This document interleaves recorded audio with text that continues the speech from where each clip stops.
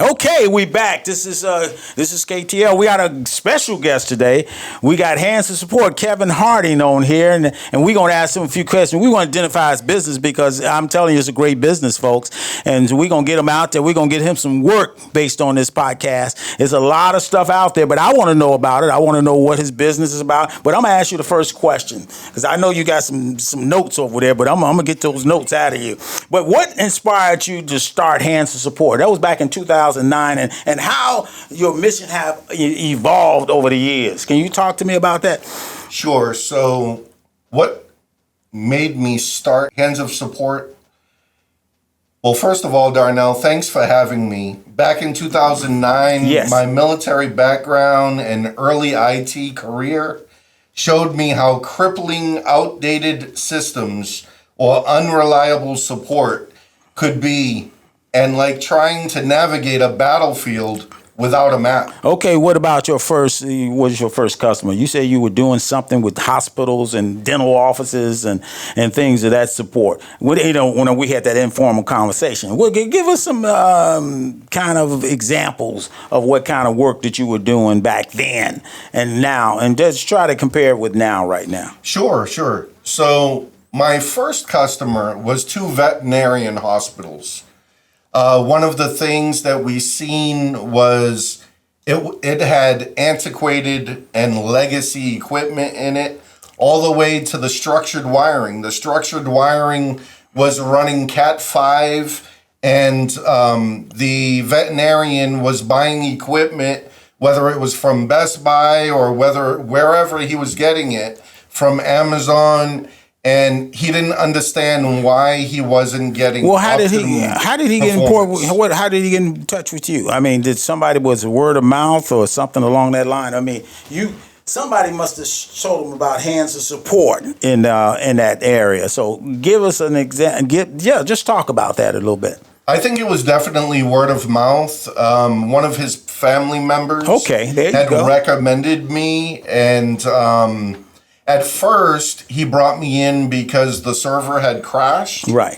And his structured wiring wasn't giving him the performance that he was looking for. Did you do it by yourself, or did you bring in some people with you, or how does that work? Because you're a small business, right? Right. So did you have other people other than yourself work on it, or was that first job just you trying to get him back up?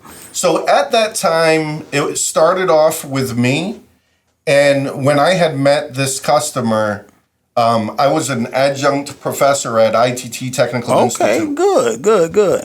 And one of the things, and at that time, the mayor had a campaign turning vulnerable and underserved communities into thriving communities. Okay. So one of the ideas that I thought of for ITT Technical Institute was to take antiquated hardware and antiquated software and teach the students how to troubleshoot and how to turn outdated, antiquated equipment into equipment that they could use for data centers. Okay. So one of the things that I did was I used that project as a feeder for technicians that were aspiring to be computer technicians. Was these young people you were They talking were. about? They were students about probably 21 to 25 years old. And they had a lot of academic knowledge, but they didn't have a lot of hands-on experience. Well, what about, I noticed that your status, you're a veteran-owned business, so we want to give a shout-out, thank you for your service. Yes, and, thank you. And you got some certifications that you can talk about and what solutions that you do now. We're going to bring it up to 2025 now. Sure. Because we want to know what you're doing now, because we know we don't have a lot of time on this forum, but we want to bring you back a little later, but we want to know what you're doing now. Sure. Okay? So CompTIA has a Network Plus and a Security Plus certification, and working as an information system security officer and an information system security manager, that mandated me to be Network Plus and Security Plus certified. So not only the knowledge, skills, and abilities and experience that I got from the military and from the commercial world, supporting luxury apartment complexes, that all brought into the federal government. So you with the federal government right now? I know you are, but I'm gonna let you talk about that too. Just a little bit. We know we can't tell a lot of things you work on, but is the federal government more challenging than say the private sector? Because some of the work you did for some of your these offices and training students, is it more challenging? Tell me something about how's it working for the federal government? I know you work for the federal government right now, but you still run your business on the side but you do have a job at the federal government. You doing the same thing, and you doing the IT part of it? So let me make it clear that I'm a contractor. You're a contractor for the federal government. Exactly. I'm not a government employee. Okay. So I've worked one-man deep positions for the federal government, and that allowed me to use my knowledge, skills, and abilities to support time-sensitive missions and critical missions. And right now, things are changing in the federal government. The qualification standards are increasing exponentially. And so you say qualification. What kind of qualifications do you need now in the federal government? Just say if I was an IT person wanting to come in the federal government, I say, okay, I need what kind of certifications do you think I need? I keep hearing something about a CISSP or something like that. And can you talk about that? Why do we need something along that line? Sure. So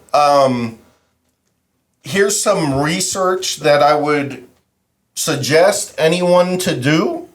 There's two governing and guiding principles, and that is the DoD 8570 and the DoD 8140.01 or 03. So the DoD 8570 is the Information Assurance Manager level 1, 2, and 3. So those Information Assurance Managers level 1, 2, and 3 actually... Information Assurance Manager Level 1 is a cybersecurity management level cert owned by people with the Security Plus. Okay. Right now, up until now and up until recently, the Security Plus has been enough. Okay. So right now, as we transition from the DoD 8570 to the 8140, Security Plus is no longer enough. Okay. Security Plus is now a entry-level cybersecurity management certification. So if you had experience and then had that low level with that cut into your salary or some payment, or how they gonna work that in terms of you got the experience right now, you come and you say you got this one certification right now, would they take your experience and say, okay, yeah, he got the first level 4 as a certification, but he can do the job as a level 3? Right. Will they accept that, or they still say, well, you still gonna have to get level 2 and level 3 type things, or that CSS or whatever that is? So if I take it from a very small amount, a very low level to the second level and then the third level, the first level is to go ahead and get your security clearance. Okay. That does not mandate or it does not obligate any institution to be able to give you a job. Okay. It doesn't guarantee anyone to give you a job. Okay. The second level is the certification. Okay. At this moment, or up until now, Security Plus was enough. Yes. Now, as Information Assurance Management level 1, 2, and 3 goes away and we go to 8140, now you have to have a higher, or what is it, an advanced level cybersecurity management certification. What that means, or the 3 that I'm speaking of, is your CISP, your CAS Plus, or your CISM.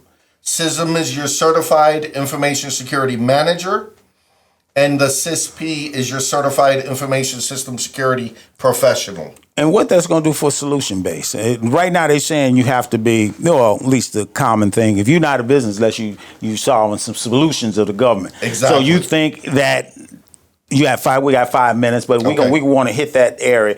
What is it going to do for me? I'm experiencing doing what you said doing, and they want me to get this level 3. What is that going? Is that going to change the way I do business with the agency, or is this just something they just want you to have? So the Information Assurance Management Level Cert specifically spoke about a scope or an enclave. In order to have a higher cert, you're dealing with a enterprise enclave. Okay. So we got 5. But I'm gonna try to talk about who is Kevin. Who is Kevin Hardy? Mm-hmm. So Kevin Hardy, you look like you got a lot of intelligence over there. Right. So we want to tell us about you. Are you a family man, or we gonna get back into you? I'm pretty sure you're married, got family, and all this other good stuff. Mm-hmm. But tell us something about you that we don't know about you, and then tell us where can we get in touch with you. If I wanted to get in touch with you and say I needed you to help me out with church, or I want you to help me out with my office, how would they get in touch with you? So the best way to get in touch with me is on all the socials: IG, Hands of Support, LinkedIn, Facebook, Twitter. They're all the same handle, and that is Hands of Support. But the best way to get an immediate response is send me a text to my Google Voice number, 410-846-4582. So if people want to get in touch with you, even from our website, they can just put something in, I think, in the comment section, and they can get to absolutely. Us too. Okay. If you have questions or comments, and we encourage and suggest you to put your questions or comments in the comments area, and we will definitely get back to you. Okay, we gonna wrap it up, and we will get you back on it. I know this wasn't enough time, but I wanted to, since I know you and since we work together, I wanted somebody else to see what you're doing and what kind of stake you making in the community right now. Absolutely. Okay, good. So we will stop it right now. And if you want to talk to Kevin, please, he told you how to get in touch with him. I'm telling you, he's great. So let's do it. This is Darnell Lynn. I'm signing off now, and we will talk about this a little later in the coming weeks. I'm gonna bring him back on here, and we're gonna get really in depth because I got about 3 or 4 more questions for him, and I want you to understand some of the technical work that he's doing. So we'll talk to you later. Okay, so I'm signing off. Talk to you. Bye bye.